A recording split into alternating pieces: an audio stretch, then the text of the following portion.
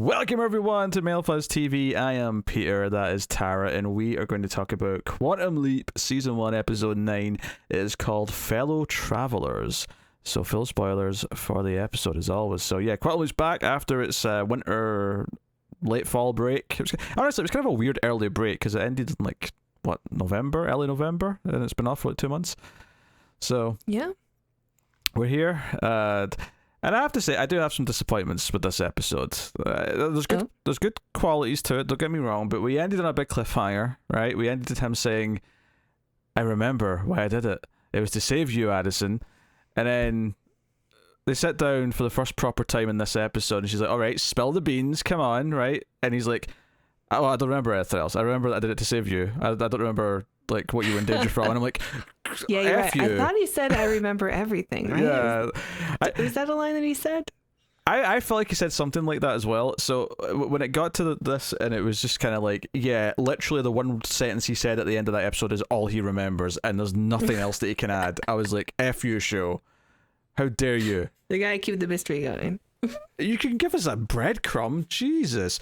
And not even just that, I think the stuff with, what's her name, Janice? Mm-hmm. Yeah, I think the stuff with her is kind of disappointing as well, because it kind of felt like I was hoping we were going to see her start to like intermingle more of the leaps, and then eventually maybe like they'd go track her down. I thought the idea that Jen just went and got her this episode and they've already got her in custody, I was like, well, no, I was looking forward to like seeing like hints of her showing up again and the excitement of like her being in the leaps. And it's like, I get that they're probably going to end up working with her and let her go in because she knows something or she can do something, but I was expecting to have a lot more exciting of like, oh, this is an episode where she pops up in the leap kind of thing, and then no, they've already got her. It felt kind of anticlimactic and kind of like, I don't know, we're pissing away potential with that. I don't know. Well, maybe. We don't know what's going on with the other leaper. Like, he may not be connected to Janice. Like, it could be that they're true that her and Ben are working together to stop this other leaper. Well, yeah, but she showed up at the end of the Halloween episode, right? Like, she appeared. Yeah, so I was expecting to see thing, yeah. I was expecting to see her again pop up in the leaps as a sort of rogue hologram or whatever. Well, I mean, there's no reason why she couldn't go in if she ends up working with, you know, Magic and all of that team, that she couldn't just go in and leap with Ben anyway and be able to talk to him. I expect that will happen, and I thought that was always the inevitability eventually, but I thought there was going to be like times where she'd be showing up like as an opposing hologram, and Ben would maybe have to decide who he agrees with in an episode, who advice he takes, depending on the situation. It could cause conflict. I saw so much story potential as like the second hologram popping in, and I thought we were going to get it this episode because I saw the title "Fellow Travelers" and I thought, oh, it's about her also being there, or it's about the other leaper also being there. But either way, I was expecting someone else in the leap, and then there was no one else in the leap. It was just Ben and Addison, you know, doing their typical plot.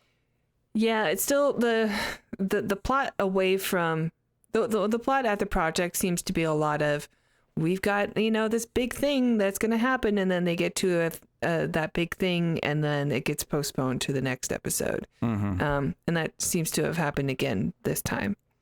But I don't hate the stuff that's going on at the project. I find it very like, oh, we're going to get it, and then we don't. And if you just keep doing that over and over again, it could be a little bit like, well, why am I excited? Why am I excited for next week? Yeah, I just felt underwhelmed by like the Janice, like how it was handled here. It just kind of felt like a nothing thing where like they go find her so easily, like it's nothing. Yeah. It's just like a quick bit of writing. Oh, Ziggy was used to triangulate, blah blah blah, and I'm half expecting her to like break out of whatever prison they have her in next week. I guess. You know, so they have to chase her again. It would almost be like even more eye-rolling though if she intentionally let herself get captured because she has to steal something from like their base so she can do something, and then it's like, okay, she does that intentionally and then escapes with whatever she steals or whatever information she gets. Yeah, that's always I always dislike that. That's some like, it feels lazy when that happens. You know, I don't like the, all these random decisions that you've made have actually all been part of my master plan. That's always been like a very unsatisfying way to write that kind of stuff. Yeah, so I'm a lot concerned. Hopefully they don't do that, but they could. It feels like they could do that. I mean, I don't know if they will for sure, but I think underwhelming and just like, I hate saying something's lazy writing, preemptively. But everything with Janice in this episode felt like just a lazy kind of like, oh, Jen just goes and talks to her, and there's a bit of, back and forth, but we skip most of it, and it's just like, oh, we're just taking you back anyway. Even though they bring up the non-extradition clause, like, as soon as she sees her, it's like, you can't extradite me here. Yeah, but we can kidnap you. I can use your 2 big bodyguard men to just kidnap you. Easy peasy. Just give them money. Yeah. We'll just do it the illegal way. I mean, I do like the conversation that they have together, Janice and Jen. I think they have, they bring up a lot of questions, and a lot of questions that I think we still have. Like, if Ben really wanted to do this to help Addison, why wouldn't he go to Addison? Why wouldn't he go to somebody at the project? Why go to somebody outside of the project that he knew nobody would trust? That's still... It's not that I think that there's something going on, like Ben's doing something shady. That would be a real, twist that would be difficult to buy. That, yeah. But it's something... It is a question that is, fair to bring up. I think it's... Yeah, no, the question itself is fine. Like, it's kind of like, okay, why did he choose to not trust them? That is an interesting question. It's something that it's maybe not like a super exciting thing at this point, because it was already kind of there, right? It's being vocalized in this episode, but it was already something we were kind of thinking about, is why did he go outside the group, all that sort of thing. And I think that's kind of why it makes it extra frustrating that Ben actually remembers none of this still. Like, even though the end of the last episode made it feel like it felt like the poster for the final, well, not the final, I mean, it ended up, there was a 4th one, but like the third Bourne movie, like the poster was like, his name is Jason Bourne, he remembers everything. That was like a big thing because he had amnesia for the first 2 movies. Yeah. It kind of felt like the end of that last episode was like, Ben remembers everything, and then we go into this one, it's like, oh no, he remembers nothing else, just that one detail, and that's a little bit frustrating. And I think it pairs up with the Janice stuff, feeling like it's taking away the potential story beats that I thought might come from it, and instead it just feels like, oh, so they're going to like interrogate her, and I don't see them interrogating her being that exciting. I don't know. I feel like she's going to be in a room, Magic will come in and talk about knowing her mum or something, and try and like appeal to her. I don't know. Like I don't feel a lot of hope for this side of the plot next episode. Yeah, I think I'm right there with you on that. That part of the episode is very disappointing, and it doesn't look great for the next one either. But there is still a lot that I liked about this episode. I felt some changes from the previous episodes that I liked in this. The big one for me was when Addison first shows up on the Leap, and she realizes, the person that you're here to protect is about to die. And Ben's like, well, that means she's going to die right now. And then Addison quickly like uses the hand link to like move her to an area so she can do some investigation, and she could say, oh, it's the lights. This is where you need to, this is what's going to happen. I don't think she's ever done that before. And that seems like such an obvious advantage for her. Yeah, she just jumped to another part of the scene so she could look at what might happen, and use that information. She's a hologram. It seems like in the previous episodes they forget that she's a hologram, that she's just kind of standing around. But this is the first time that we see her, move around and actually help Ben rather quickly figure out what's going on and what, give him extra eyes. Yeah, no, I think the actual leap itself, like if you, I think all the disappointment comes from the serialized elements, not feeling like it lived up to like what they teased or even what they're building for the potential next episode. But the actual leap itself, for the most part, was solid, and I found myself chuckling at a couple of things, like because he's like her bodyguard, like he's this like singer, because at 1979, and Deborah Ann Will, who's a fairly prominent guest star actually, to just throw in here, someone I recognize, and that's not usually the case. From Daredevil, a couple horror movies, True Blood I think was the first thing she was kind of known for, but she is this famous singer. She's very Stevie Nicks, like when she was singing the first song, I'm like, this sounds kind of Stevie Nicks sounding. I thought everything sounded very 70s. I still have an issue with the hair, but I guess that's not a thing that they're ever going to change. I think overall it still looks like they're not like I think herself, her outfit and shoes look kind of the time, but the world didn't feel the 70s. The world still felt like it was just in a hotel, because most of it's set in a hotel, and most of it just felt like, this is just modern day hotel. They're just kind of like, you can almost like imagine like, yeah, it's a modern hotel, and the electronic card reader's just out of frame. Like they're not going to show it because that would ruin that it's meant to be the 70s. But they're just, but I believe that it's just an electronic reader that's under the frame, kind of thing. And I know that's something that, having now watched a few episodes of the original series, that handled the feeling of the time periods a little bit better. And I don't know if it's just because it was made in a time that was closer to these other time periods. I was thinking in this episode that the reason why they probably decided to break the, lifespan rule is probably just because they wanted to do like stuff in the 70s, 60s, and 50s, and they realised, well, they could do that at the time of the original show because, well, if someone's in their 30s, they lived through those decades. They were born in the 50s and they lived through it. But a character who's in the early 30s now has to be born in the 80s, in the late 80s even. So if we want to go back to these other decades and have fun with them, then we kind of have to just break that rule and say, no, we can go back further, so. Yeah, I mean, I think I brought up before that rule was definitely established in the first series in order to, keep the budget constraints minimal. Since you already have to have guest stars every single episode, you don't have a lot of the same people coming back. You have to pay. Episodes are just going to cost more if you have to build sets. So keeping it within a few decades, I think, just manages to keep. You reuse costumes and stuff like that in places. And maybe this show's mantra is just, let's not bother trying to make it look like the time period, and that's how we'll save money. That's how we'll save money. There's no wig budget, I guess. Yeah. Yeah, because like the music sounded kind of 70s-esque, but like nothing else about how the characters talked for the rest of the episode felt like the 70s. Yeah. Whereas I think when in the original show, when they're back in like the 50s in the first episode, for example, they feel like they're talking like older, like an older time period. Like it feels like they're talking differently. Yeah. But what's a nerd? yeah, that's obviously a really on the nose example. But even just like their inflections, the way they speak in normal, sounds old school. It sounds a little bit different. The hair too. The hair always looks good. Like, it always looks like it's from that time. That's just the big sticking point for you, and it's the hair. It is. Yeah. That's always the giveaway for the time period, is the hair. Like even in the, like 2001, it's meant to be 2001, but you get there and everyone's got sideburns. You're like, that's not. Yeah, that doesn't look futuristic. That looks like the 1969. I could grow sideburns if I want to. Maybe 22 years ago.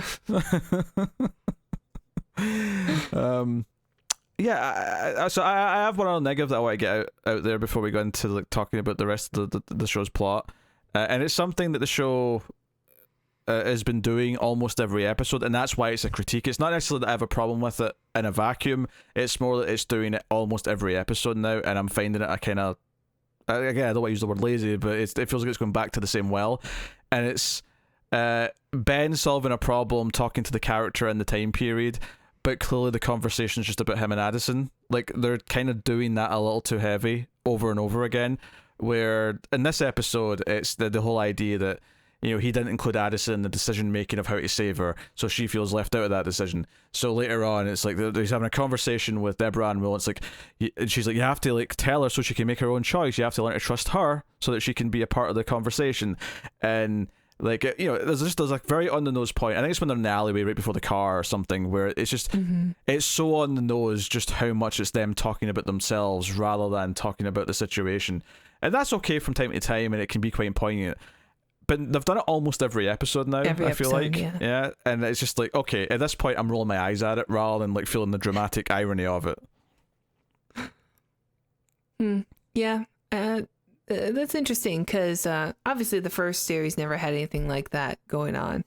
So if there was a problem going on between like Sam and Al, it would just be like Al bitching about it. Yeah. And Sam saying, get over it. This is not important right now. But in this show, like it's very heavy handed, like you said. And, for the most part, I've been kind of enjoying that. For the first half of the series anyway, that's come out. So I didn't, I thought, oh, that's kind of clever. But You're right. This episode was just like, okay, now it's a bit too obvious. I guess if it was a little bit more subtle or nuanced, that like, Yeah. just the overall theme of this leap kind of parallels what's going on in their relationship rather than it just being stated out loud. Yeah, and I think maybe it ties into the disappointment over the other stuff with the mystery and like the way, like, she's mad at him for this. So in a weird way, we're kind of mad with her because we're not as satisfied with the results of what was teased at the end of the previous episode. So we kind of like latch onto her as like a sort of surrogate, right? Mm-hmm. And then he kind of like gets through it, and they're done fighting, and they've basically solved a lot of like issues with their pairing throughout the show, where they have this moment, and it's where they both realize in the moment, oh, we've both learned our lesson and we can move on. I think using the same technique that they've used in every other episode is more grating in this one, not just because it's the 9th time they've done it, but it's also like, no, this doesn't solve the problems that I've got though, that I felt like I was bonded to Addison because we were both mad at him. And we really were mad at the writers rather than him, but it kind of works that way. And I think because it's like, oh, now she's happy and that solved the problem with the fight they were having. I'm like, no, Addison, no, I'm still mad. Bullshit, that doesn't solve anything. You know, so I think that's why it really feels false in this one, especially. Yeah, you're probably right. It's just the anticipation of getting some answers and only to find out that there aren't any. At least you're not getting them yet. Yeah, it's not like I was expecting everything to be explained. I actually was kind of surprised that she was so mad at him from the beginning, because I thought they sort of had that breakthrough in the Stand By Ben episode. Yeah, and I think that's the other problem, is that it feels like we're almost like having to make them like have her be at least a little bit, if not in this case a lot, mad at him for something, so that they can solve it by the end of the episode. It's feeling a little bit formulaic with that side of it. Maybe that's why. Maybe it's just kind of losing the appeal because it's becoming a formula at this point. Yeah, too much of a pattern. I think if you whip this out, this idea that like what he's dealing with in the leap directly parallels their relationship. If you whip that out like 2-3 times a season, it would probably feel quite impactful. It'd feel like a big deal, and those episodes might be like especially heartwarming because of it or whatever. But instead, doing it every episode is losing its effect, and it's like this is like a writer's crutch that you're relying on. Like, it's almost like you're forming the whole episodes around just having that one moment, because you've got them in every single episode. I mean, it can work though, right? If it just wasn't so so on the nose, like in Star Trek: The Next Generation, like the opening.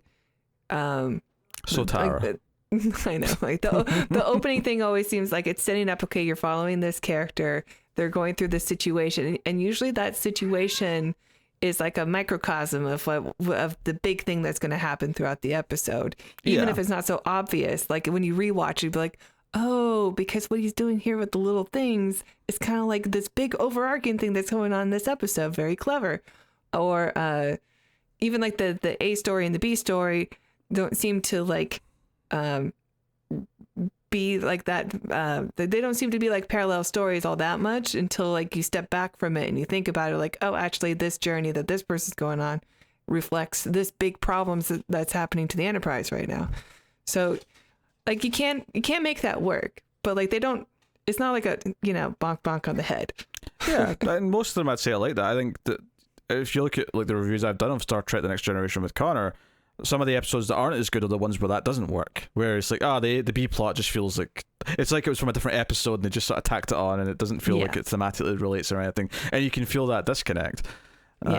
Here we don't necessarily have that, because the B plot's always this stuff in the future that's the serialized stuff, which in theory should be the most exciting, but some of their conversations are feeling a little bit repetitive at times, where it feels like they're just they're making the same sentimental comments about, oh, we're behind you, Addison. There's a whole scene in this one where Magic's like, yeah, I was mad as well when Ben did some of this stuff, and we're Team Addison, and we're right there behind you, and like there's a lot of like propping up like that, and then there's a lot of like talking about what's going on and like solving things, but it always kind of just amounts to, we've already kind of solved it and Ziggy's figured it out, and that's where the thing is, that's where the answer is, as opposed to actually having fun with like how they get the answer.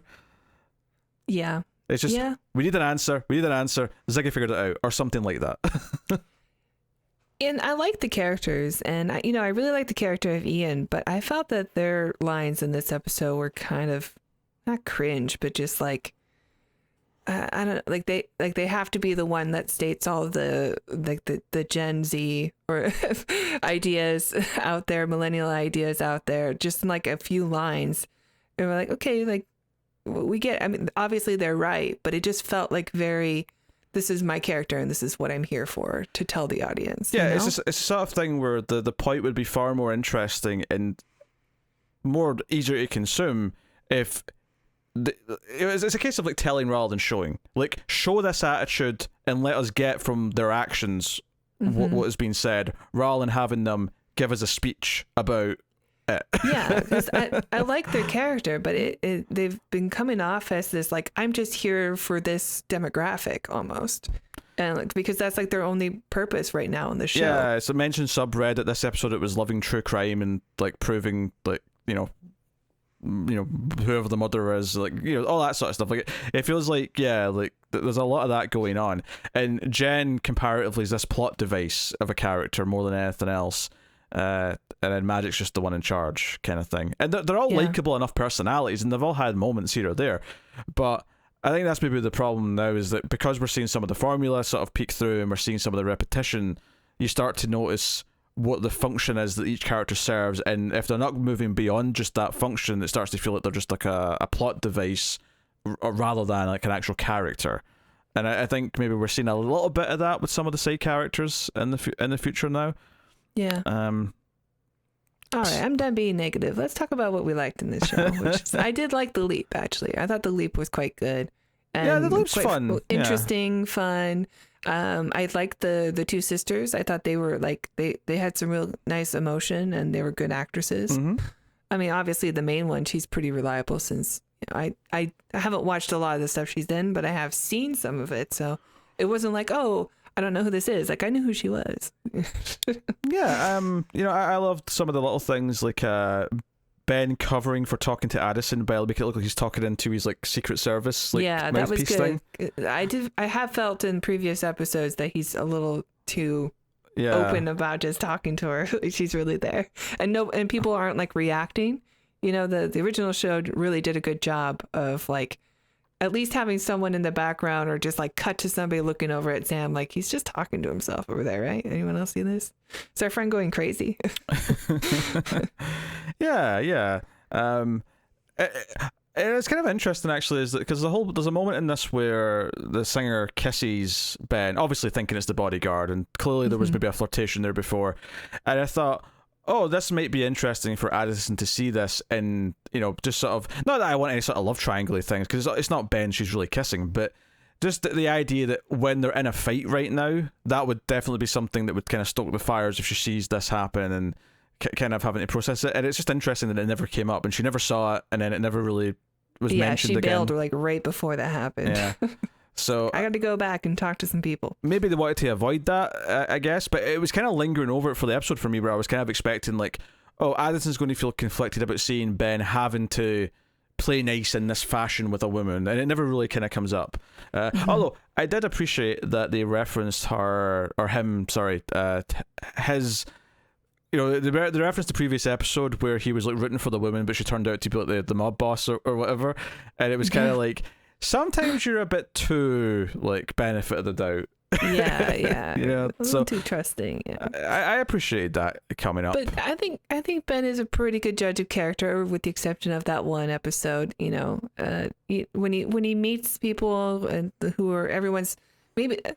It's easy to see why that's the reason he's left, is because they need somebody with an outside perspective to look at this situation, to be like, let's just not go with these preconceived notions on people's judgment of character and stuff like that, and just have fresh eyes come into the situation and be able to say, let's talk this through. Let's not judge people, Yeah. And that's, maybe it could have been anyone that left. Someone just be like, well, I don't see it.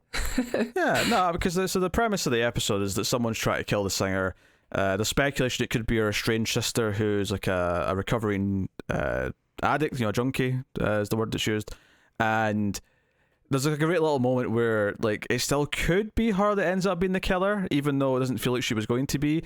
But there's a little moment where he kind of like slyly pats her down as he's hugging her. And he's like, oh, thankfully there's no knife in your pocket, because he was expecting, he thought he might find one.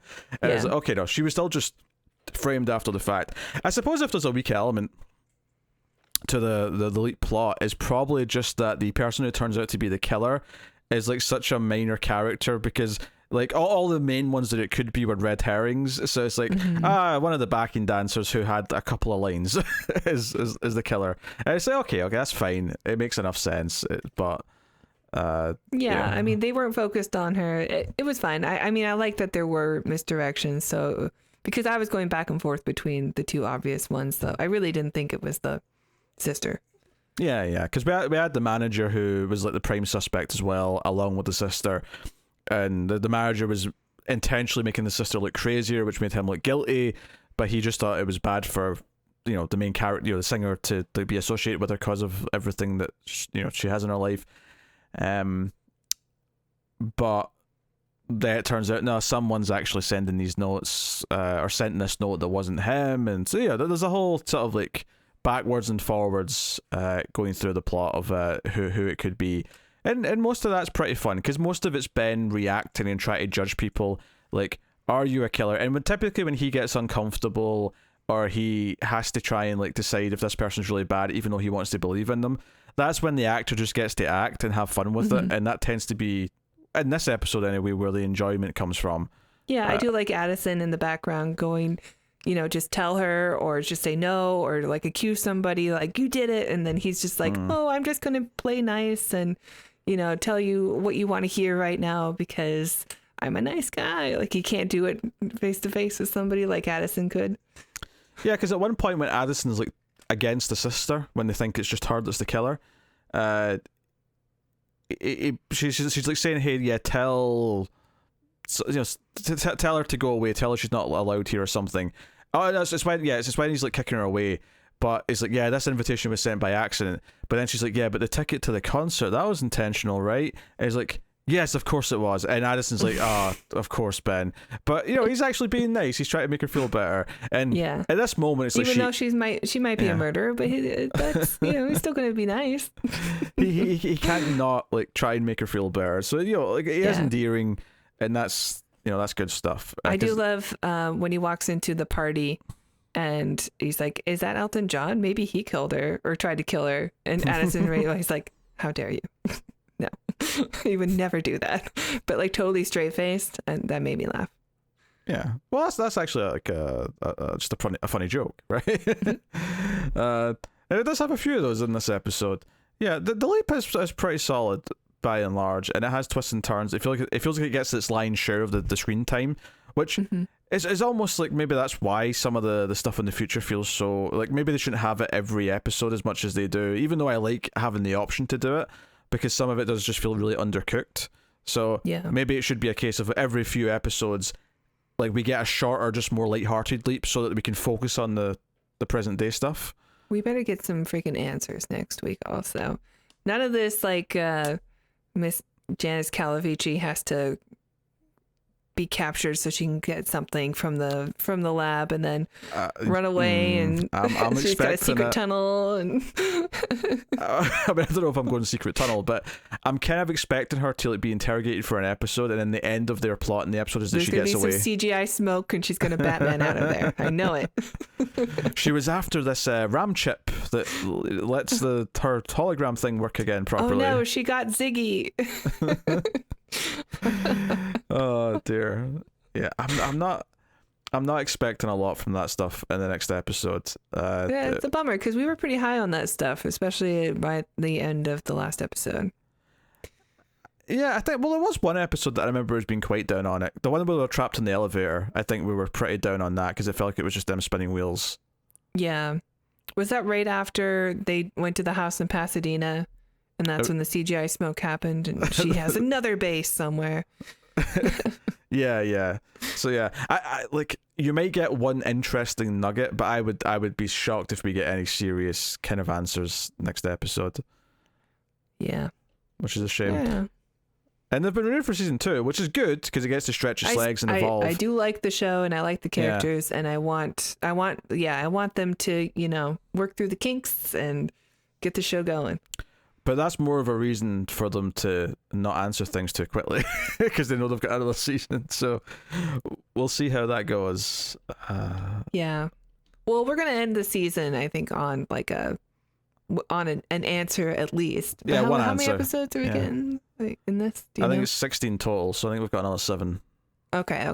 So, yeah, they can't keep pushing things off. Then we're gonna get some answers. Maybe if he doesn't know exactly why he made the leap, maybe we're just gonna see. Joe is so frustrated. Maybe it'll tell us by the end. Maybe he's gonna get to that one point in the graphic. What's by the so end. frustrating in hindsight is that the last review we did of this, we praised it for being willing to give us some kind of answers going into this episode, because there's like, oh, he remembers things, that's exciting, and I'm surprised they're doing it this early, only to get to this episode and go, oh, he remembers that he has to save Addison, but that's it, he doesn't remember another goddamn thing. So it feels like a big cock teasing in hindsight, which actually, Yeah. on the subject, just to go with some show mystery stuff here, because they have a conversation in this one about they speculate that, okay, Addison, he's trying to save Addison, and that's why he's doing whatever this is he's doing. They just assume, and I thought this was a weird incorrect, well, not necessarily incorrect, it could be right, it could be possible, but they just assume that the period of time he's trying to get to eventually is like sometime in the future where Addison's going to die, and that's what he's trying to get to. But I'm like, even if he's trying to like do something that will eventually save her, it could be something in the past that has a knock-on effect. Like, I don't necessarily, assuming that it's Especially because they know that there's another leaper. Yeah, so right? assuming that So, it's directly like when she's going to die, I feel like it's a weird assumption to me. Mm-hmm. Yeah. Yeah, that made no sense. I mean, yeah, it could be going to the past. They're going to like go back and kill her grandfather or something. Yeah, exactly. It could be any or not descendant. Any ancestor. Thank you. Any ancestor. It could be something else that just affects like something in Addison's life, like maybe. I don't know, like how she ended up on this path to being on this project or anything else. It could be anything. So it was just like a weird assumption, like, oh, he's it's probably Addison's death. That's the best guess we've got. And I'm like, I don't know. He's literally traveling through time. Like he could be fixing whatever kills her anytime, really. Yeah. So I don't know. And if it does turn out to be like that's when he's going, I'll be like, okay, fair enough that we're right, but that doesn't necessarily make the speculation make any more sense to me. It just means the writers just give them the right answer. There was one thing that happened this episode also I just want to bring up real quick, where Addison's sitting next to Ben very early on in the episode, and she's kind of mad at him, but she wants to talk, so she puts her comm link on or hand link on mute. She mutes the world around her. Yes, and then you hear like a little meet, like something's trying to get through, like Ziggy's trying to get her attention to tell her that like, oh, this person's about to die. But it was enough to be like, oh, I'm seeing a little bit of personality, and Ziggy in the original show has a lot of personality. Okay. So there's a little bit of that in there that I was like, oh, maybe they're gonna like do more with Ziggy, like maybe we're gonna get somewhere where we're gonna essentially get another character in the show. I hope so. That sounds like fun. It has a name, so it should have personality. Yeah. No, that does sound like fun, and I think hopefully they do go down that route. There was a reference to Al's wardrobe in this episode. Yeah, Jen referenced it, so just a thing. Yeah, just a little reference, nothing spicy, but yeah. No, we all agree he had the best outfits. It's funny. I feel like this has been a more negative leaning review, because I feel like all the talking points that have been interesting to actually really dig into were more negative. It was a frustrating beginning of the episode. That's all. Yeah. Really. The leap itself was solid, and I think if you swap it around with any previous leap, it's probably better than a lot of them, and if it came earlier in the season, it'd probably be quite a positive experience. I think it's just where it is, what it kind of felt like we were promised going into it, and then some of the repetition with a couple of their writing techniques are just showing a little bit more. So I'd be very curious to see if we manage to get out of that a little bit going forward into the rest of this back half of the season. Which anyway, we should probably mention what he leaped to at the end. I think he's a doctor. Yeah, or maybe like a midwife even, or something like that. Maybe we know there's going to be a birth happening. And I don't know if he knows about the whole alcohol thing with the mixture.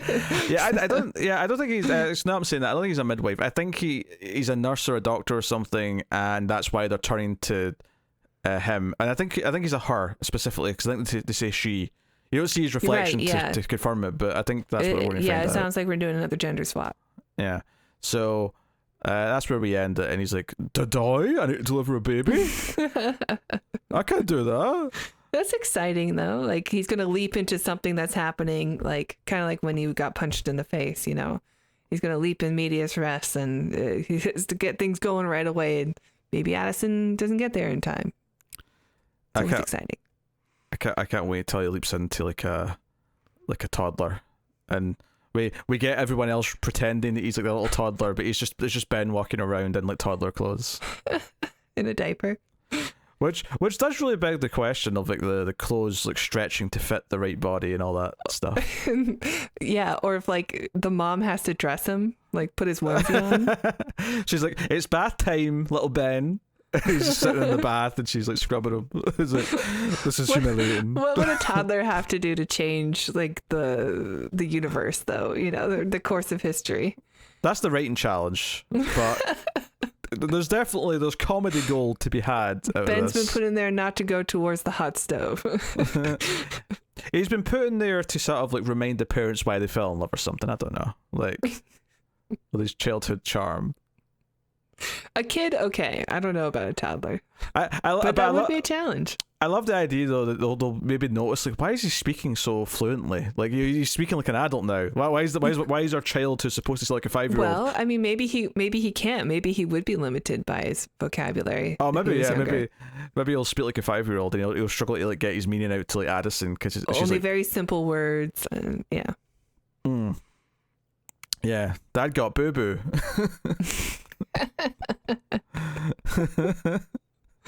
Ouchie. Ouchie in my head. Swiss cheese, that's what I'm going for. Potential. So much potential. Yeah, because it's obviously one thing. Obviously, he's because the guy he is in this looks a little bulky. He's a tall, kind of muscly man. He's a bodyguard. Yeah, so you could tell he was a little bit pleased when he looked in the mirror, like, oh, I'm handsome. So there's a bit of like okay, the clothes are changing size or whatever, but obviously it's way more absurd if it's someone who's not like an adult yet, Mm-hmm. So there's a lot of potential with that. But hey ho, that's this week's Quantum Leap. Hopefully there's some good stuff to dig into next week. But let us know what you thought of this episode in the comments below. You can like, subscribe, ding the bell for notifications, all that stuff. You can support all the content be over at patreon.com/MailFuzzTV, or just by sharing the video around and commenting, all that stuff. It all does help. So thank you once again for watching or listening. We always appreciate it. Keep watching Quantum Leap. Have you got any vanilla?